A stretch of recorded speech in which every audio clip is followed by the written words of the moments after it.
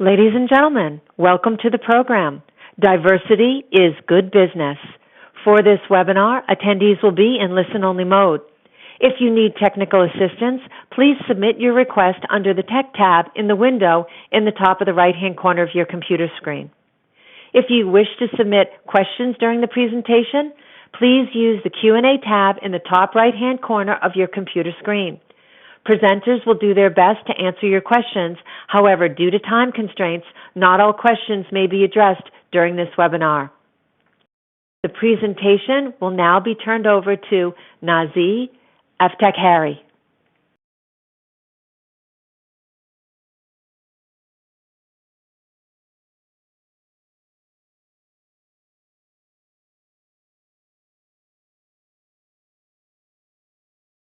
Nazih, you seem to be muted. Good afternoon, everyone. I hope you can hear me now.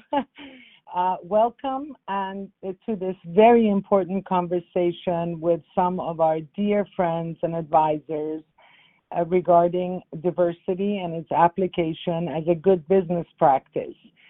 I'm really delighted that we have this topic to discuss today. As you know, we are headquartered in Minnesota, and we have had an extraordinarily difficult year with some very sad events and many victims, many broken hearts. But the best way I know to move forward is to power on to a new future, which we hope we can do as a community and as businesses and as friends and family.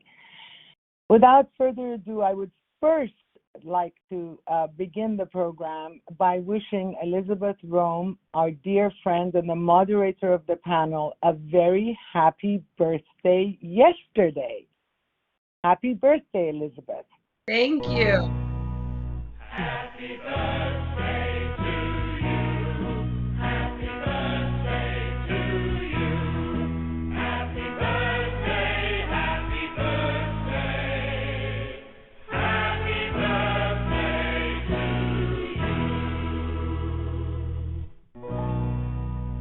Happy birthday to you. Happy birthday to you. Happy birthday, happy birthday. Happy birthday to you.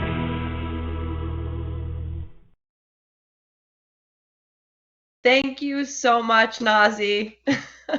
It's a pleasure. Your face was supposed to be on during this, but anyway, Elizabeth Rome, as many of you know, is an accomplished actress, a fabulous director now and producer, and she's also a humanitarian, a philanthropist. Her latest project, the Respect Project, encourages all of us to look at each other with a new set of eyes, to listen, to hear, to learn, and hopefully to go on to act and celebrate our many differences that make us all a beautiful people and a beautiful society. So I'm so delighted to welcome Elizabeth and to also tell you that, to please go and check the Respect Project and the work they've done and the conversations they've held so far, and support them in every way you can. I also want to extend my deepest gratitude to all of our panelists, Christopher, Jody, my dear friend Marjan, and Echo from our own community here in the Twin Cities. You are all special, and you will all provide a perspective that is much needed and will be much appreciated. My gratitude to our clients and the sponsors of this program. I'm going to get off now and let the beautiful, talented, wonderful Elizabeth Rome take over. Well, first of all, I'm so glad that the next verse to that happy birthday song wasn't "How old are you now?" I am so grateful to be friends with such a beautiful human being as Nazih, who not only in friendship, in every way she moves through life, but also I've learned also through business, is committed to making the world a better place. I think without further ado, I just want to jump in and acknowledge that it's been a very difficult year for everybody. And I'm very excited about the future. So to talk to you all today about how diversity in business can be good, I think, like Nazi said, it comes from a deep sense of a commitment to listening, hearing, learning, and acting on behalf of unity, and the Jedi principles, which justice, equity, diversity, and inclusion should be our guiding principles in everything we do in life. But how can we do that if we don't hear and listen to each other's narratives and understand our different backgrounds and how we all got to these places of empowerment and who empowered us to make a difference? And so the four panelists that we have on today's conversation have an exemplary commitment to that, not only in their personal lives, but in business. So I'm so thrilled and honored to spend just this small amount of time with each of you, to learn more about your backgrounds and why, like Nazi, you're committed to making that impact in your professional lives. So diversity is good business, and now let's get into it. So thank you again to Nazi. I just wanted to understand a little bit of each of your backgrounds. So in a roundtable kind of way, let's start with Christopher. Christopher, I would love to hear a little bit of your personal background and how you feel we need to, as a society, listen more and understand that we don't need to be a melting pot. What we need to do is respect our differences, and by doing that, we need to understand our differences. And so, where does tolerance come into the Jedi principles for you, based on your childhood, your background? Thank you, Elizabeth, for the question. And also, thank you, Nazi, for this opportunity. I'm a little nervous because I never really speak about my history and my past, simply because, it's certain things that you want to block out or is not accepted within the world. But then you realize that if you don't tell your story, then people don't understand. And that is one of the real ways to relate to people and also understand the difference for change. So I say that to say that, even with me growing up and in my past, it was different than most. And so with that being said, I had to try to understand, to be comfortable. Sorry, I had to be comfortable with my past to be able to communicate my past appropriately so people could have that overall understanding. And it made me realize that everybody is different. Everybody grows up differently. So it's so important for us to take the time to understand different cultures, understand different backgrounds, and then based upon that, make decisions within the business. If that's something that we don't do, then we're hindering the opportunity for people to be who they are and for people to express themselves appropriately. And so I think it's very important to understand and start there and have those conversations and make yourself vulnerable enough to be able to put yourself in that position to listen and to understand, to help make a difference. Absolutely. And just to share with all of the listeners, the Respect Project was inspired because I felt that if we could have conversations that were truly intimate, where we told the truth, not just like we would do in our intimate relationships at home, but in a public way, that we could begin to heal, and then we could begin to progress, and then unity would become something where diversity being good for business was something that we could truly actualize. So part of that is telling the truth fast, and telling it in a way like this does offer healing. And I think to do it even in our businesses, once again, to just mention Nazi, to have this forum and this opportunity to talk from our different cultural perspectives, our different racial perspectives, our different gender perspectives, and all of that can create a deeper understanding, so that when we are in business, we feel seen and heard, and that who we are, from our skin color to our gender to our economic place in society, all of it, that we're reflected back to ourselves so we feel safe.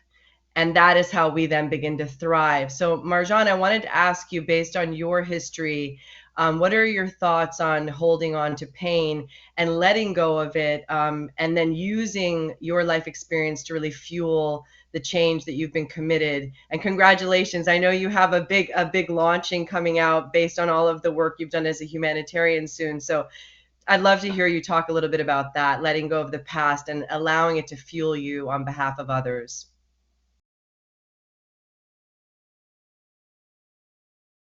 Hi, thank you so much for this opportunity to be among all of these distinguished panelists, and thanks to Nazi for all the work that you do to promote peace and compassion in the world.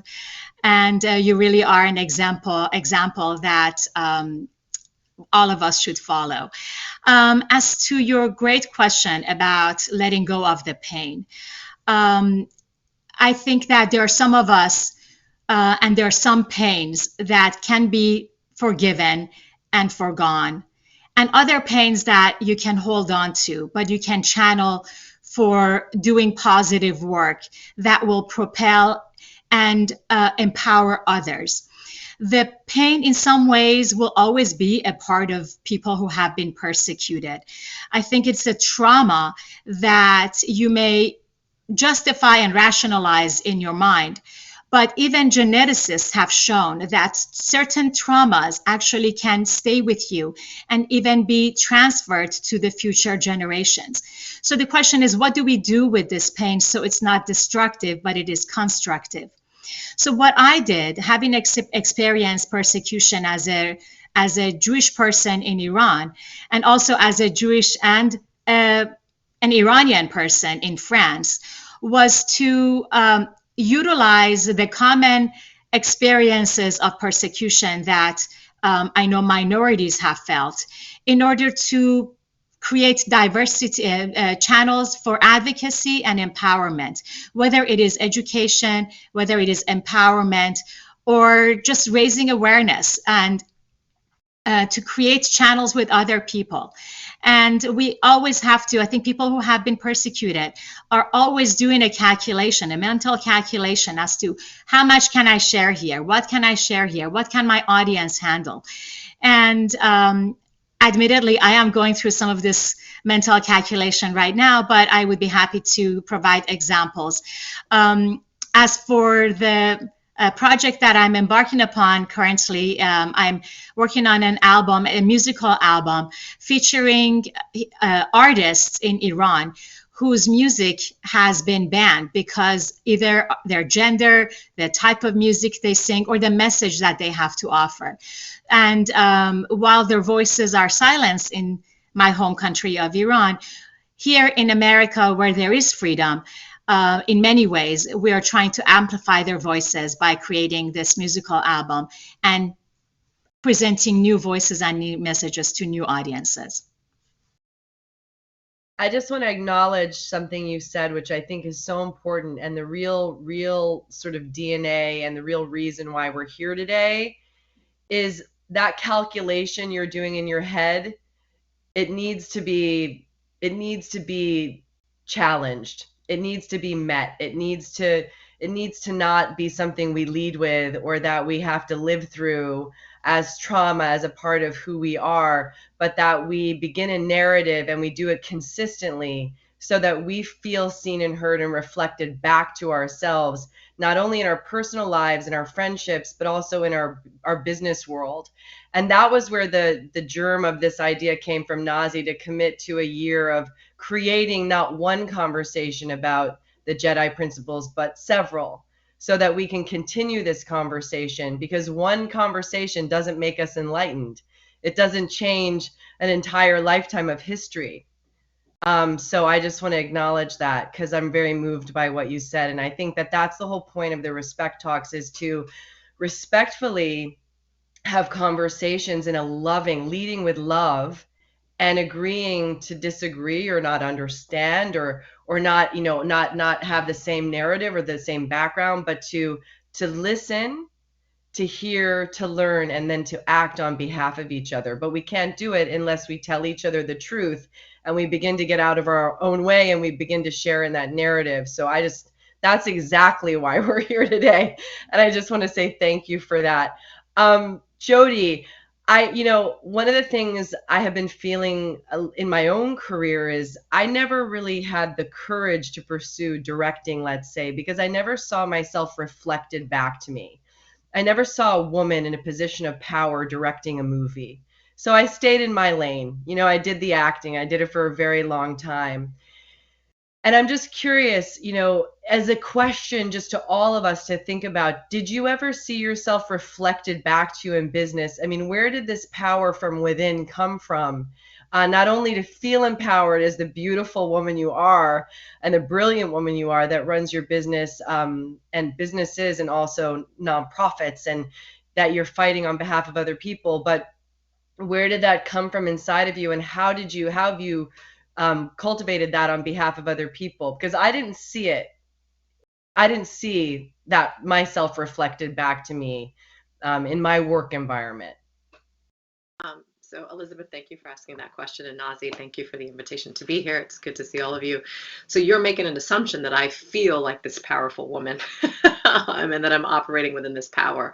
And what Marjan said really resonated with me, where that, we're always making this mental calculation. And so growing up within my career, and I've been working for over 25 years now, or close to 25 years, I've had a great career in media and entertainment, and then in the startup and tech world, and I never saw myself reflected. Maybe in sort of in small numbers across the industry, sure, but definitely it was not uncommon for me to be the only woman of color at organizations that I worked, and particularly as I rose in the ranks. So I lead an organization called the New England Venture Capital Association, and it is an association that represents venture capital. Now, if everyone here understands or knows a little bit about the industry, you'll know that it is predominantly white male. And when I took on this role, having no experience in venture capital and being the first woman of color that was hired to lead this organization, to say that I felt imposter syndrome would be an understatement.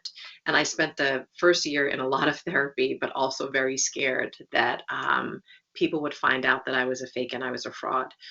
There was one person in particular who I met with probably a month within my tenure at the organization. I've now been here for 5 years, who is a white male, who, when I first met with him, he said, you should probably take notes because there's a lot of information I want to share. And he completely understood that I was a novice in the industry, but, came from a perspective of, I want to help. So here's how I'm going to help you. A few weeks after meeting him, he sent me an email with a link to an article in Business Week that was entitled, why can't Google and Silicon Valley hire Black coders? And that article went on to profile a few students from Howard University, a historically Black institution, that were interning at Google who felt like they just didn't fit and they felt culturally like they didn't belong. And this person said to me, this is not just an issue out west, but the lack of diversity is an issue in every ecosystem, and it is pervasive here in Boston. And I believe that we need to do something about it. And I remember stepping into this role thinking, okay, as I was figuring out where I wanted to take the organization, I'd made an intentional decision to not focus on diversity because I was afraid that I would be perceived as that angry voice that came in and wanted to change the industry. And what gave me permission to bring voice to what was lacking in the industry was this man who said, no, this is pervasive and we need to do something about it. And it's impacting us from a business perspective. The less diverse we are, the less innovative we are. And so not only is it the right thing to do, he's like, let's not even focus on that. It is good for business. And so that nudge was sort of the empowerment that I needed to really bring forth a program that's now turning into a company that we run that really focuses on, increasing the percentage of Black and Latinx technologists that are working in high performing roles at high performing companies. But to make the kind presumption that I'm operating from a place of power and not scared almost every single day that I'm going to say something wrong or do something wrong or that, I just don't belong, is a big leap, because there are days where I still feel that. And there are days where I walk into rooms and I make that mental calculation, do I belong in this room because no one else looks like me? And I'm hoping that through the work that I do and through these conversations, and to your point, Elizabeth, through the work that you're doing, that, a few years from now, we will focus less on making those mental calculations and more on how we bridging gaps and bringing people together. Oof. I want to say thank you. I feel so vulnerable by what you've just said, and I think that's where this lives and breathes, which is to not let this just be a moment, and to not let this moment pass us by. I want to get to Echo, but I feel so inclined to talk about the justice that's been served for George Floyd. I also want to sort of tie some things together from the perspective of, if people don't see themselves reflected in any business whatsoever, they're not going to feel safe to come to that business. So the beyond the social media moment, this has to become a commitment for a lifetime for all of us, and to unite. How do we do that? And we have to keep just telling the truth fast. And I just wanted to say thank you for saying that, because another reason why I wanted to create the Respect Talks was so that it didn't become a moment where we began to communicate honestly and intimately. It became a part of the change that the future so desperately needs. And you're right, it is good for business, and we see it all the time. Businesses that acknowledge people, that care about their morale, that recognize their individuality, that celebrate their individuality, they prosper. They prosper because people are enthusiastic about working. They're enthusiastic about their jobs. They're enthusiastic about their bosses.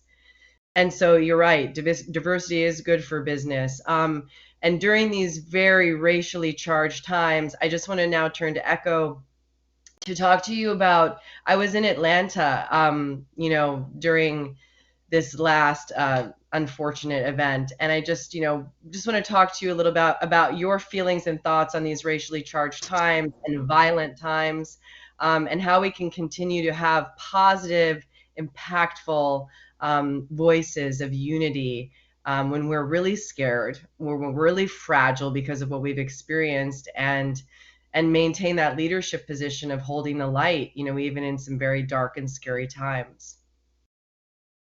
Yeah, well, first I want to thank Nazi for this opportunity. And I have lived in Minnesota for almost 30 years.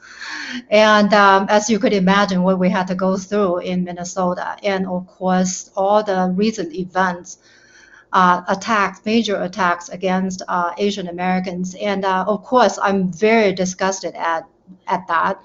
I think when this first came about more than a year ago, I felt like I was compelled to learn more about Asian American history, simply because I am an immigrant. I came from China when I was 20 years old with $800 in my pocket.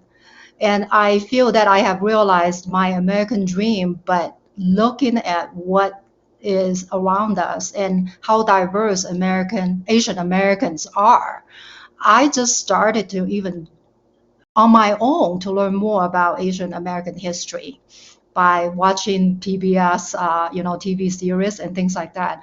And I think the xenophobia is here.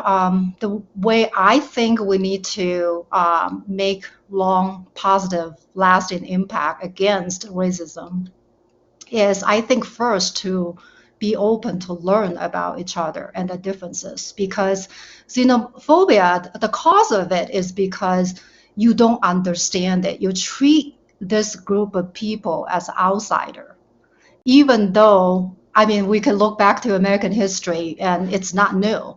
And right now, the recent uncertainty and panic, of course, did not help. So there were more panic, then more people want to find someone. When we think about scapegoated, I think Asian American have experienced that many, many times. So I feel that the right thing to do is continue to learn about each other. And I think the second is Chinese Americans, maybe also many Asian Americans, are traditionally very quiet in terms of politically, and I think culturally we are taught to work very hard, and you will earn your place in the society.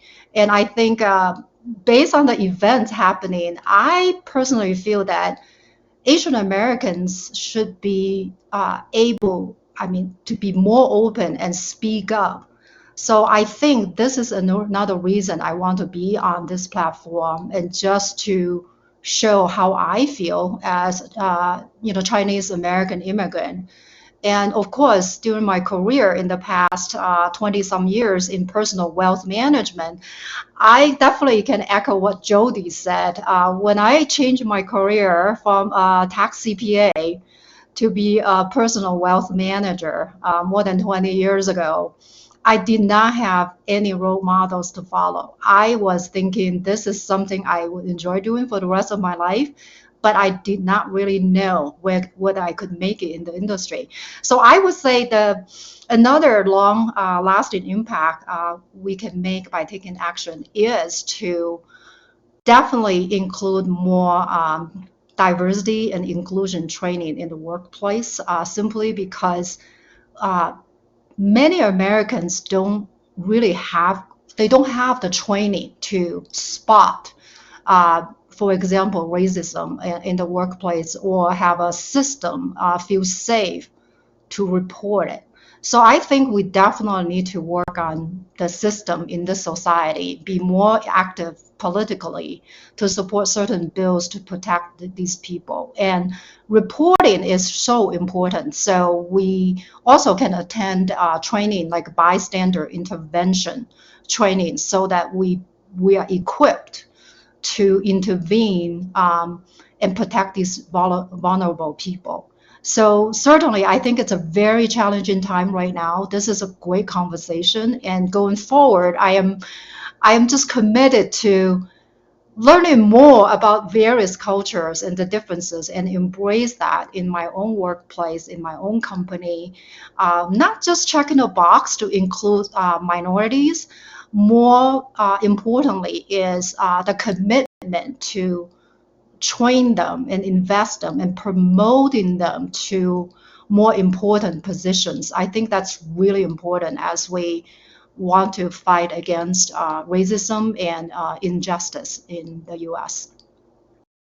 Absolutely. And I just thank you for saying all of that. One of the things that I kept noticing is Chris kept nodding his head.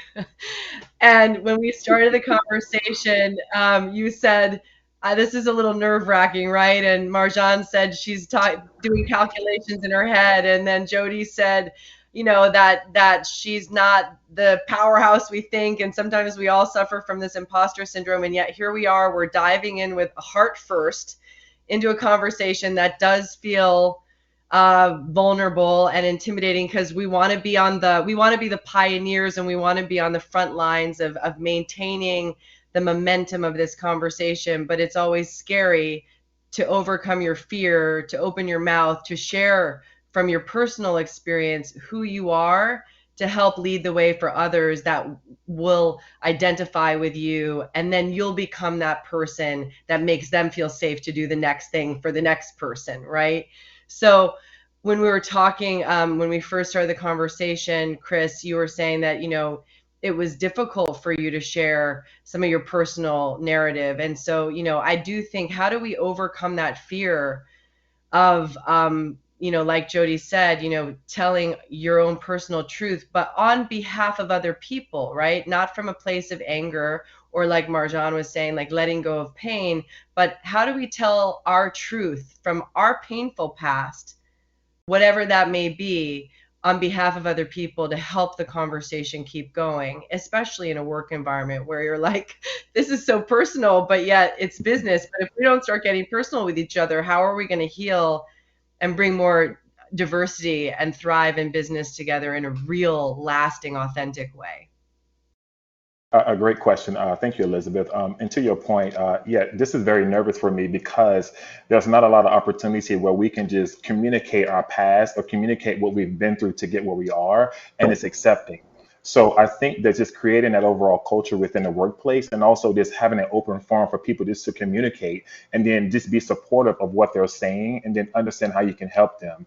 To give you an example from an Asian American standpoint, with all the Asian American hate that's happening within New York, my thought is, hey, let's go protest, let's go do all of these different things. But as I spoke to my Asian American people within my company, they were saying, well, that's not how we operate in that sense. We do things this way. So it was an opportunity for me to take a step back to say, well, wow, this is a learning opportunity for me to understand the culture, to understand how to best support them, and then we move forward accordingly.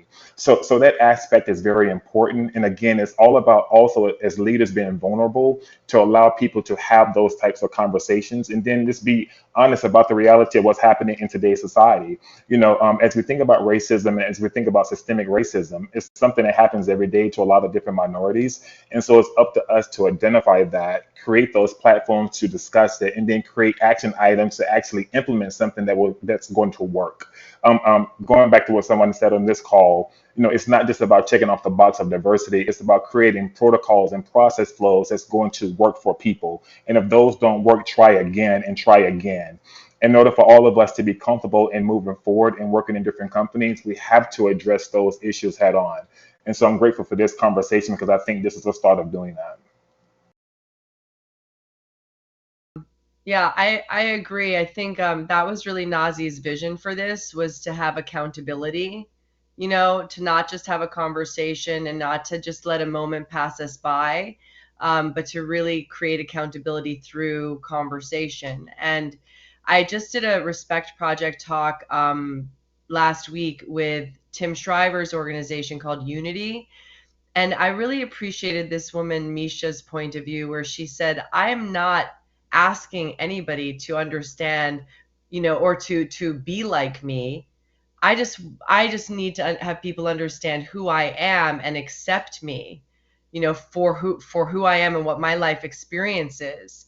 And so I think there is accountability in telling our narratives, because that then begins to demand from our work environments that we're respected, and that we have mutual respect in our tolerance of our differences, right? Our tolerance of our differences, whatever they may be, gender, race, and so on. But again, until we get a chance to speak up and have our voice heard in a respectful manner and share in mutual respect, we can never move forward with this commitment to diversity. So I just want to acknowledge that was definitely something Nazi wanted to use this forum for, was to create a continuity with accountability.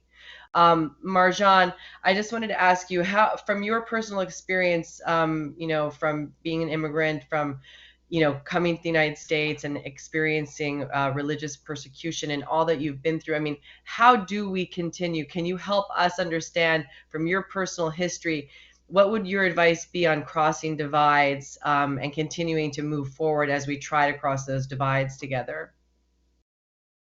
Yeah, thank you for this good question. I'd like to begin answering this question by picking up on what Jody said about power. And I think that's an underlying factor also in a lot of these dynamics that we are finding ourselves in.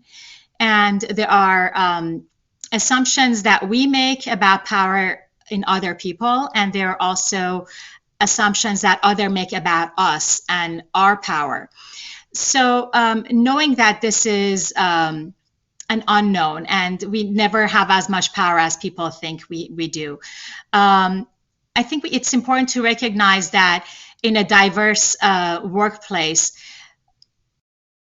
we cannot make assumptions about people's powers or people's, and strength with power cannot be mixed. Strength is your ability to overcome challenges, but power is the ability to control outcomes of and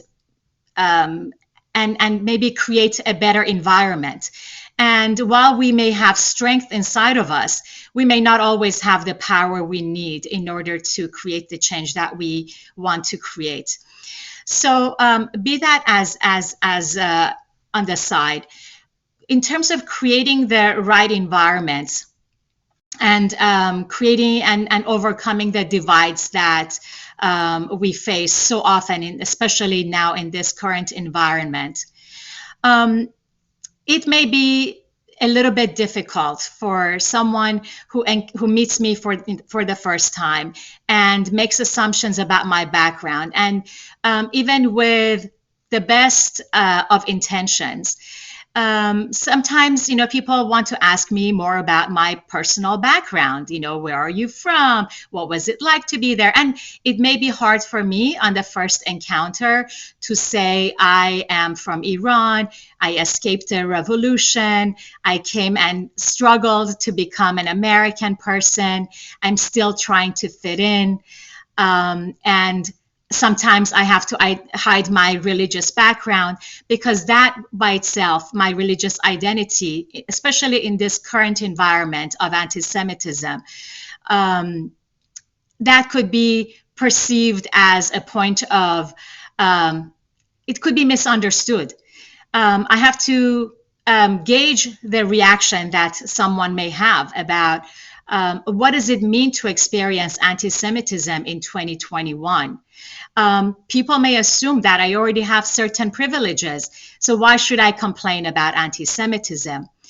But while it is true that my religion is something, at least at my level of observance, because I don't cover my hair like Muslim or Orthodox Jewish women, and I can actually conceal my religious identity and go on about being who I am, and never even reveal that there is this other aspect of my identity here. But once I open up about my religious background, I don't know how the person will react. And there may be an assumption that, well, compared to other forms of persecution that people are experiencing these days, anti-Semitism is not a big problem. And I have to be ready to have this kind of conversation and educate the person about, no, anti-Semitism can actually threaten my life as much as it can threaten another person's life. And that all of this hatred that we are witnessing around us, among, whether it is directed at the AAPI community, the Latinx community, or the Black community, it all comes from one source. And it is not easy for us to pick and choose which cause we want to address. That we have to recognize anti-Semitism as a part of the bigger problem of racism, as a bigger problem of xenophobia and homophobia, that the person who hates will hate you because, one day because of this reason, another day because of that reason. I remember telling my neo-Nazi sympathizing high school friends in France that, no, you can't hate me. I'm not an Arab. I'm not a Muslim. I'm Iranian and I'm Jewish. And they said, oh, you are a dirty Iranian Jew. So for them, it was, as long as you were not like them, it was all the same. And here we have an environment that is friendly, that is intentionally created for this kind of sharing, story that I would not normally share about my neo-Nazi classmates.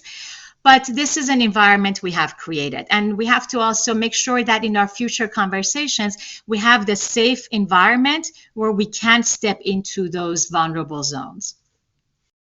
Yeah, I have to say, that's really what the Respect Project for me is all about, is, creating a place where you can tell me that story, where we can share those details with each other, where we don't feel like in our work environment we have a place, and who are we to share our personal experience? We're here to make money and succeed and help others succeed, but we're not really sharing our truth, right? And our truth is what is our North Star. It's our moral compass. It's everything. So if we don't have a place to put that, and of course this isn't a therapy session, we're not getting, that's not the point of this. It's the point to be able to say, I would like to tell you my story on behalf of other people, so nobody has to suffer the things I've suffered in my lifetime, or my family has suffered, or my grandparents, and so on, generations before me. So I think you're right. We have to create more environments where we can share this information, because how would I know what it's like to feel that way? But now I do, because you share just a little bit with me that allows me to feel more compassion and empathy, love, and ultimately respect, right? Because we're different and I respect our differences. But how can we thrive and how can we bring diversity into business if we don't listen, right? And so therefore it's so important for us to be able to share our different experiences and do it on behalf of each other. But how do we respect each other's differences, and how do we have the bravery to tell these stories with continuity, when that's exactly what we need to do? But it's scary, right? Because it should be business is business, personal is personal, and then we sort of sequester ourselves into sort of small units where we're totally divided again. So, Jody, I'm interested from your point of view, how can we respect each other's differences, and how can we continue to talk about our differences so we can achieve mutual respect in a safe way that we can sustain and therefore thrive from that, mutual respect that we share with one another.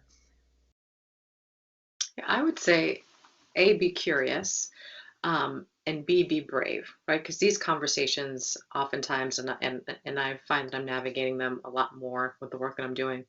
Oftentimes, they're not comfortable, but it's not about our comfort, right? It's about creating a world and creating an environment where we can all thrive, right? And sometimes you have to lean into that pain to really understand and to really see a breakthrough. And for me, it's really leaning into those conversations, being curious, being empathetic, and being understanding. I recall, as you were talking, I was thinking back to a situation where I had first started my career at a company, Food Network, and I was there for 8 years and loved my time there.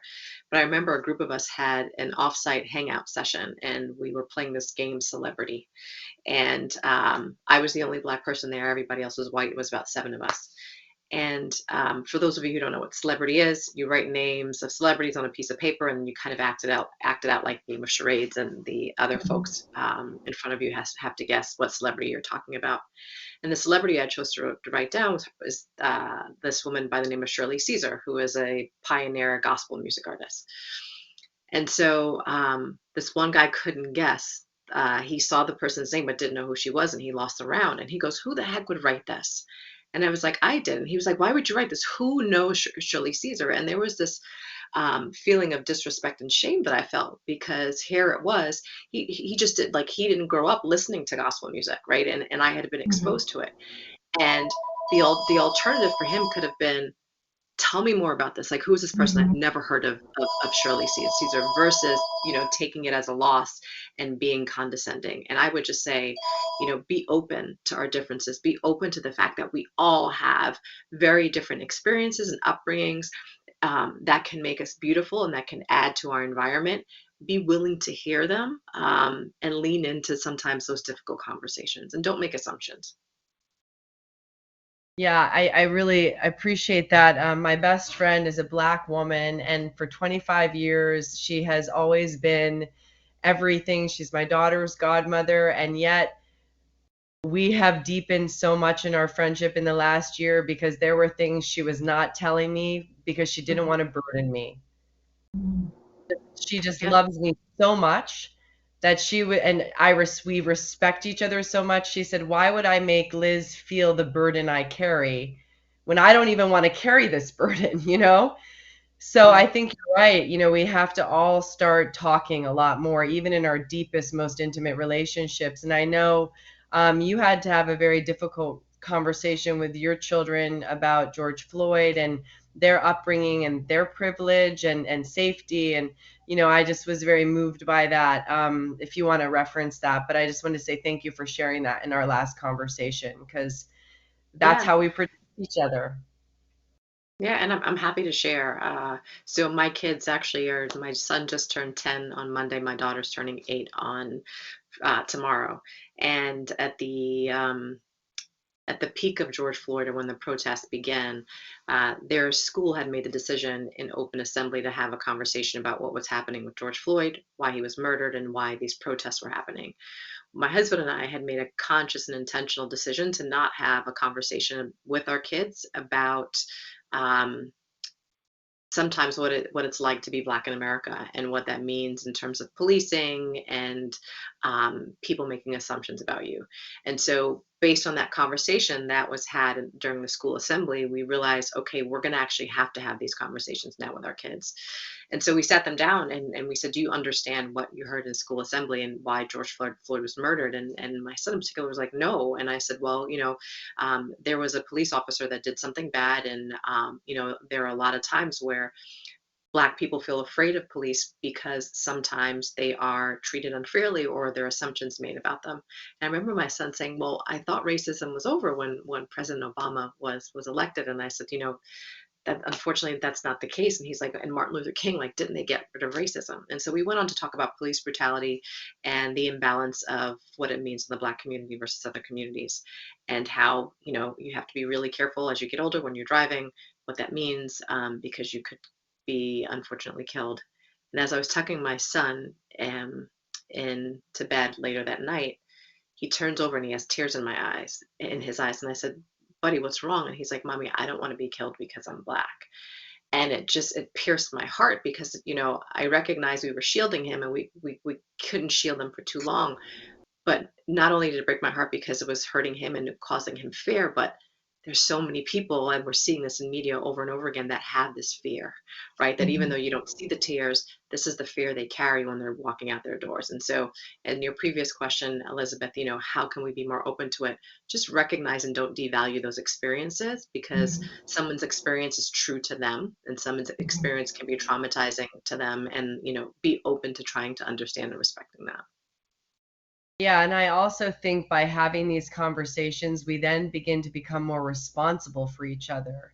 Because let's say I don't know what it's like to walk a mile in your shoes, but now you've told me what it is, and then now I'm responsible to you to be aware, to be watching, to be able to navigate from your point of view, even though it's not my experience.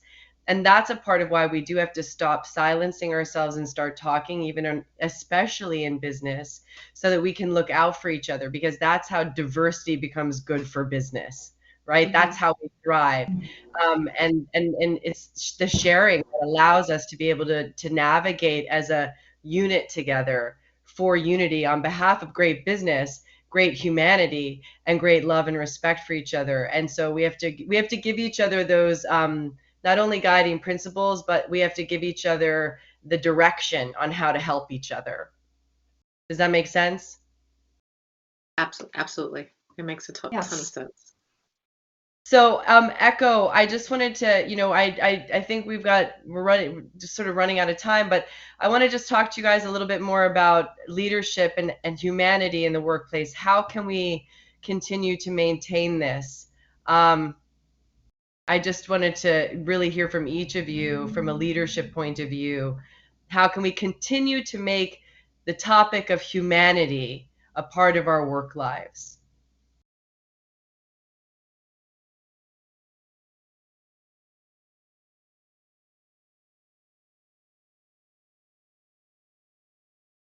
Echo, I can't hear you.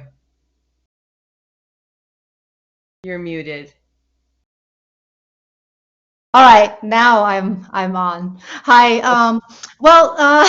To me, making the workplace a great place for people to thrive, it's really important to do it by example. That is my leadership style. So I ask myself what I want to do every single day to make this company or this career path more available, accessible for many minority people. So to me, it's very personal, because personal financial planning is definitely a very male-dominated industry.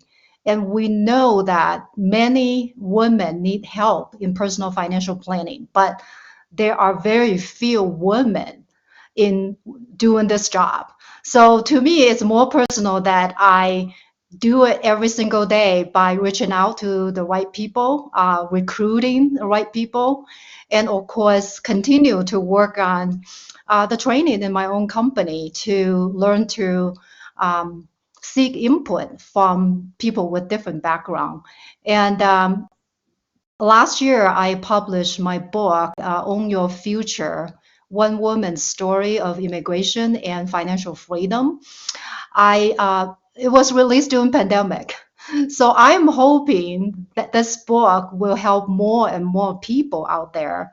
I cannot serve as their personal financial advisor, but they have something to go by as principles for life, and also learning more about financial planning so they can start right now to plan for their future. So I think that's part of me saying it's a lifelong kind of work. It's not going to be done tomorrow, but certainly every single day, now I am in the position of power.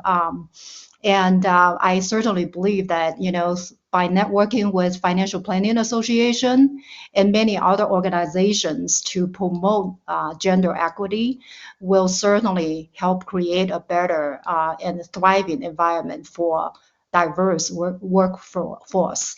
And I am just learning more from you guys, just having this conversation. And I just see how important it is for me to do this even more often personally. And yeah, I think that's the hope and that is the plan for the long term. It doesn't stop within a day or year. I think it will take a long time to overcome the stereotypes and embrace our differences. Listen, I'm with you. I think that every company should be committed to doing these conversations as something they do consistently.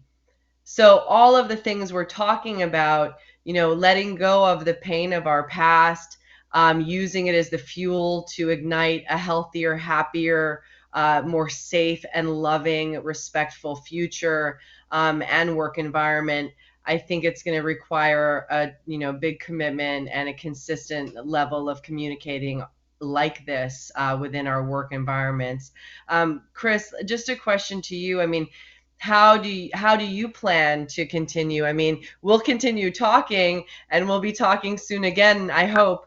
But how do you plan to, as a pioneer, as a businessman, continue to move through your own personal pain to lead with humanity at the center of your ethos for business? Um, um, yeah, definitely to do more listening and understanding with compassion. I think that's very important. And then also communicating more. I think, again, it's going back to the lack of communication as a leader. If you're not exemplifying that, then it also makes other people uncomfortable where they don't want to communicate as well. So just kind of being more authentic in that particular space and being authentic and not being afraid of rejection, because a lot of times the reason why these things are not communicated is because of rejection, whether it's going to be from your coworkers or from your managers. But I think just creating that space at a small scale and then expanding that scale is what I'm looking to do moving forward. And again, these conversations are very helpful because it's giving me the opportunity to learn about different cultures, to understand the challenges that people are facing, so I can do something about it within my own space. And Marjan, I just, I don't know anything in life that isn't solved with love and more love and just giving it all away and opening our hearts to each other. Is there a place for love in our work environments? Can we love each other in that way where when we talk of things like humanity and justice and equity and diversity and inclusion, I mean, when it really comes down to it, how can we bring love into our work environment towards each other? So it becomes deeply personal so that we feel seen and heard within our work environments. Um, yes, it is like wishful thinking sometimes to even think about love in this very difficult environment of today. But I think it's exactly what we have to think about. And while it may feel like a star that is far to reach, I think we can start with small steps and with acts of kindness. I think when we, listening is an act of kindness. Trusting someone with something that is important to you is an act of kindness. Remembering something special that is cared for, by another person, is an act of kindness. And with acts of kindness and acts of civility and acts of communication and engagement, we are human beings. There is an Iranian poem that by Sadi that says human beings are all parts of one another, and when they were created, they came from one jewel. And if one part is in ailment, we're all going to be in pain. So it is impossible for human beings to be in communication, to be in contact with another and not love one another. Love will happen when we see each other, when we recognize each other, and when we listen to each other's stories, just like we did today. And I have to just add this one quote by Maya Angelou, which says, you may not remember how you met or where you met or the circumstances and all that, but you will always remember how somebody made you feel about yourself. So I hope as we say goodbye, we remember to be conscious with each other in that way. And just thank you. I see Nazi's back, so our time is up, but I look forward to doing more of these conversations with you guys. And thank you for letting the Respect Project be a part of your world for an hour. And let's keep calm and carry on. into our lives. Indeed. Elizabeth, thank you so much. Thank you to you. I see a very bright future if you ever decide to set aside acting and directing as our next generation of Oprah, if you will, to ask good questions and solicit good answers. And lots of thanks to your team at the Respect Project for all their help. Marjan, my dear friend, you illustrate better than anyone else to me that progress is not linear. I grew up in an Iran where our Jewish friends and family members were cherished and valued. And all of that changed in 1978.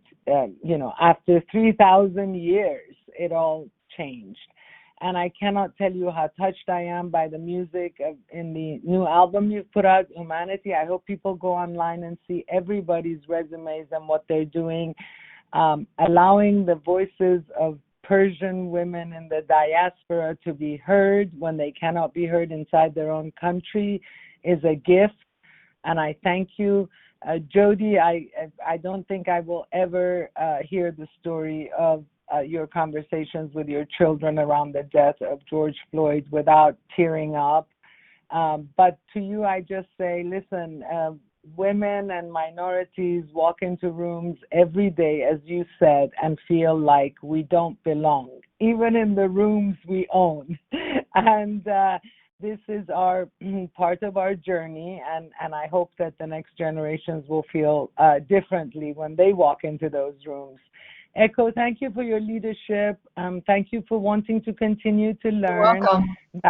That's always inspiring to me, and I know that these difficult days for the Asian American community will pass, and we will look back at them as just like a bad dream. And Christopher, our industry is so lucky to have a leader like you. You are an absolute gem, and you just shine more brightly every time we have a conversation. Again, my thanks to my team at Health Easy, to our team who worked so hard on making these conversations and these webinars meaningful. My thanks to all of you for your very precious time offered so generously and so thoughtfully. Elizabeth Rome, you are something. We are going to love you and remember you forever for stepping out into our discomfort zone and leading the way for these very authentic and very meaningful conversations. I am so indebted to all of you, to our clients and our friends who have been listening and watching. Thank you for your time. I hope this makes a difference. I hope that you will follow up with us if you have any questions with any of the panelists or our team. My gratitude knows no bounds. Onwards to a better tomorrow. Thank you, everyone. Thank you. Thank you. Thank you. And we Thank are off. Thank you, Christopher. Bye, everybody. Thank you, ladies and gentlemen, for today's presentation. On behalf of the presenters and Health Easy, thank you for joining.